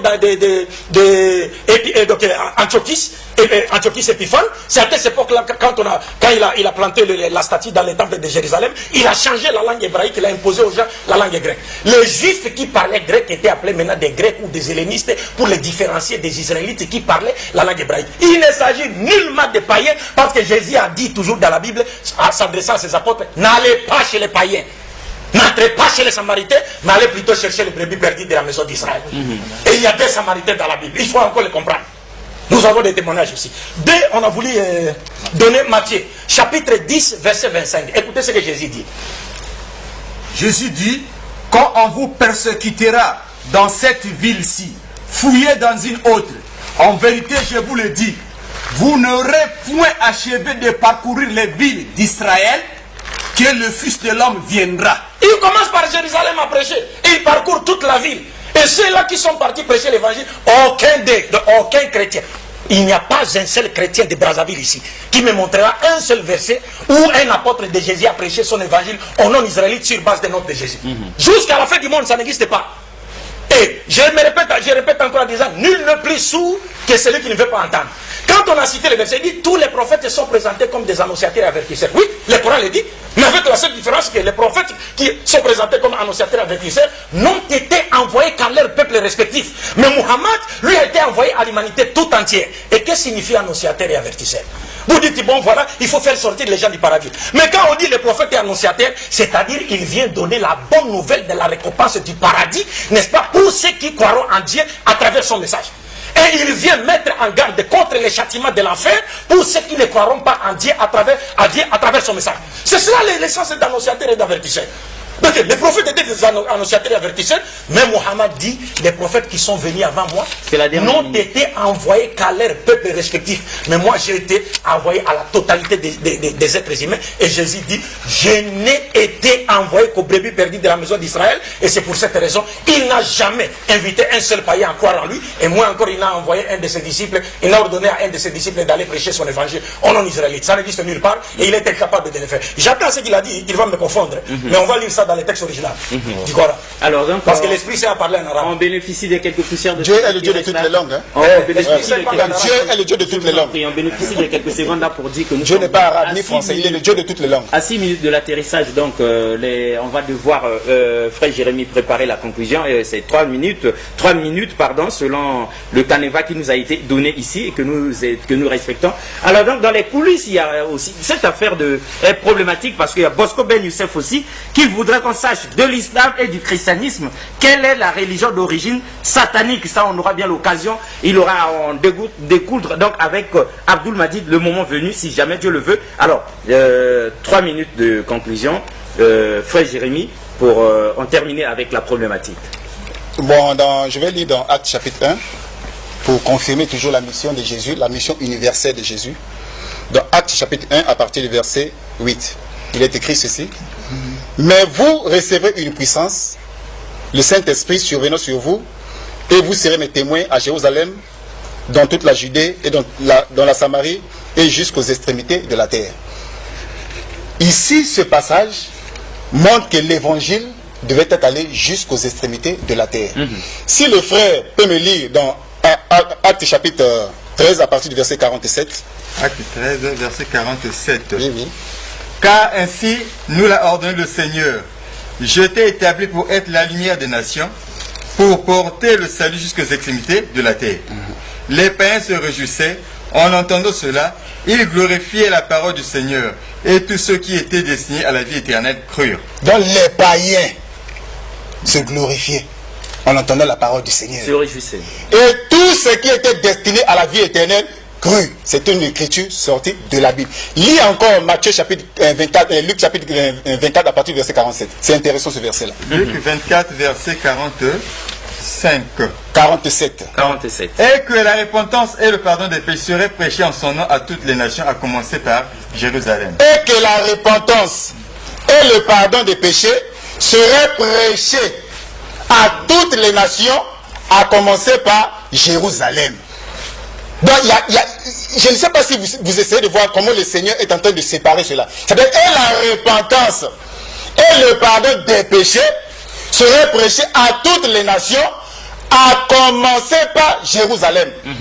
Nous, dans la Bible, nous savons qu'il y a des écritures, c'est vrai, qui présentent le Seigneur Jésus comme étant un sauveur à Israël, mais il y a aussi des écritures. Maintenant, lui, lorsqu'il est en face de ces écritures-là, c'est là où il essaie de faire ses acrobaties spirituelles. C'est la dernière minute. Donc, dans la Bible, il y a tout un tas de passages. Il m'a donné aucun verset du Coran. Il a essayé de faire des échappatoires. Il n'y a aucun verset. La sourate chapitre 34, verset 28 ne nous convainc pas. Ça ne dit pas que Mahomet est le sauveur de l'humanité. Ça lui présente comme avertisseur et annonciateur. Ouais, vous avez encore quelques secondes. D'accord, dans quelque chose, on peut lire toujours dans... Une dernière lecture. Non, je lui donne le minute. Matthieu chapitre 24, verset 14, là, il ajoute ça encore. Matthieu 24, 14. Il lit ça très fort. Je lis. Cette bonne nouvelle du royaume sera prêchée dans le monde entier pour servir de témoignage à toutes les nations. Cette bonne nouvelle du royaume serait prêchée à toutes les, dans le monde entier pour servir de témoignage. Ainsi viendra la fin. Donc l'évangile de Jésus-Christ a commencé en Israël. L'évangile est tenté aujourd'hui jusqu'à Brazzaville. Aujourd'hui, il y a 2 milliards de chrétiens dans le monde. Et ce n'est pas par une baguette magique. C'est parce que le Seigneur les avait déjà vus. Donc, dans la Bible, le Seigneur avait vu les païens. Donc, nous confirmons ce soir que Jésus-Christ est le sauveur parfait. D'accord. Alors, Jésus-Christ est le sauveur parfait. C'est confirmé par l'écriture qui vient d'être lue. Donc, moi, je dirais simplement ceci. S'il n'avait pas des intérêts matériels à défendre dans l'église... Quel intérêt? Quel intérêt, pardon? Laisse-moi parler. Vous agitez pourquoi? S'il n'avait pas des intérêts matériels à défendre à l'église, il aurait déjà fait son témoignage ici pour devenir musulman. Mais comme il a des intérêts matériels à défendre à l'église, il va continuer à s'entêter. On a toujours dit, laissez-moi parler, vous vous achetez pourquoi si vous avez la vérité. On a dit, nul n'est sourd que celui qui ne veut pas entendre. On a donné des versets coraniques qui sont clairs, dans lesquels Allah confirme avoir envoyé Mohammed à toute l'humanité comme annonciateur et avertisseur, et nous avons donné l'essence. Et Mohammed, la paix de Dieu soit sur lui, il dit lui-même qu'il a été envoyé à toute l'humanité. Et quand il cite tous les passages dans lesquels Jésus parle de sa prédication, à commencer à Jérusalem et toutes les nations, on a montré dans Ézéchiel 2:3 que Dieu appelle les tribus d'Israël les nations. Donc Jésus a été envoyé vers les enfants d'Israël, c'est pourquoi il a dit dans Matthieu 15:24, je n'ai été envoyé qu'aux brebis perdues de la maison d'Israël. Et dans Matthieu chapitre 19, versets 27 à 28, Jésus dit ceci. Les apôtres lui posent la question. Maître, Seigneur, nous avons tout quitté et nous t'avons suivi. Quelle sera notre récompense? Écoutez la réponse que Jésus donne. Il dit, au renouvellement de toutes choses, le jour où le Fils de l'homme sera assis sur le trône de sa gloire, vous qui m'avez suivi, les 12, vous serez de même assis sur 12 trônes pour juger les 12 tribus de la maison d'Israël. Pas un seul trône pour les Vili, pas un seul trône pour les Lari, pas un seul trône pour les Bakongo. Il y a 12 trônes conformément aux 12 tribus de la maison d'Israël vers lesquels Jésus-Christ a été envoyé. Donc nous terminons en disant, le Coran est plus que clair. Et la malhonnêteté intellectuelle de notre frère se voit lorsqu'il exige de voir le mot sauveur dans le Coran, même si Dieu utilise l'essence du sauveur pour parler de Mohammed comme étant celui qui l'a envoyé à l'humanité tout entière pour tirer les êtres humains des ténèbres spirituelles vers la lumière parfaite. Il nous parle de 2 milliards soi-disant de chrétiens qui sont aujourd'hui qui ont crié à Jésus. Mais Jésus n'a pas laissé le christianisme. Jésus ne connaît pas le mot chrétien. Et il n'y a pas une seule rue dans n'importe quel pays chrétien au monde qui aurait été moralement transformé par les enseignements de Jésus. Alors, Ibrahim. Et puis, je pense que je vous rappelle un point, parce qu'il a donné, il m'a envoyé un message, là, quelques feuillets là, en disant, ce jour-là, Dieu m'a montré que j'aurai la victoire sur Abdul-Majid. Et que ce jour-là, Abdul-Majid... Parlons d'abord du thème. Parlons d'abord du thème. Pourquoi tu t'échappes? La minute est Parlons du thème. Nul n'est sourd que celui qui ne veut pas comprendre. La minute est clôturée, Abdul-Majid. Voilà, donc, mesdames et messieurs, ça a été un réel plaisir de vous présenter donc cette émission. Le salut par Jésus ou par Mahomet, évidemment, c'était donc la troisième partie de ce grand débat, de ce face-à-face chrétien-musulman. Et la pensée du jour a été on ne peut plus claire. La vérité est vérité et le mensonge est mensonge. Il y a eu à boire et à manger. Nous pensons que de par le monde, vous avez pu décrypter, donc voir ces deux gladiateurs de la spiritualité, vous balancer des chapitres bibliques et des sourates, et donc voir et juger par vous-même qui de Jésus et de Mahomet est le sauveur de l'humanité. Au revoir et à la prochaine. Merci beaucoup une fois de plus. Merci. Mais Goliath est tombé.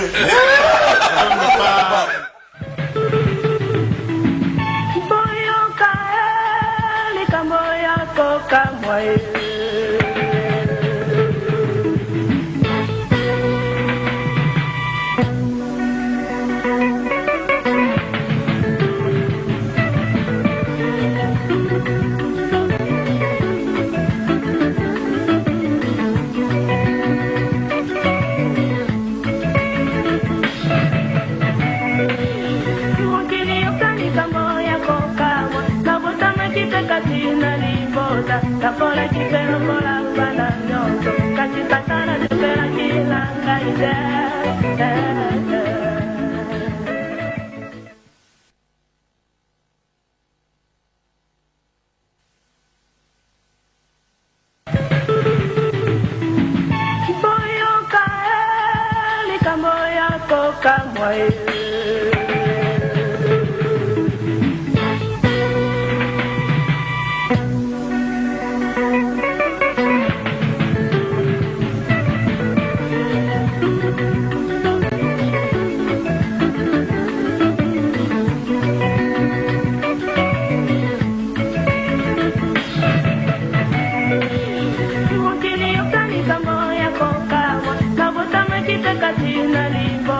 Tapola,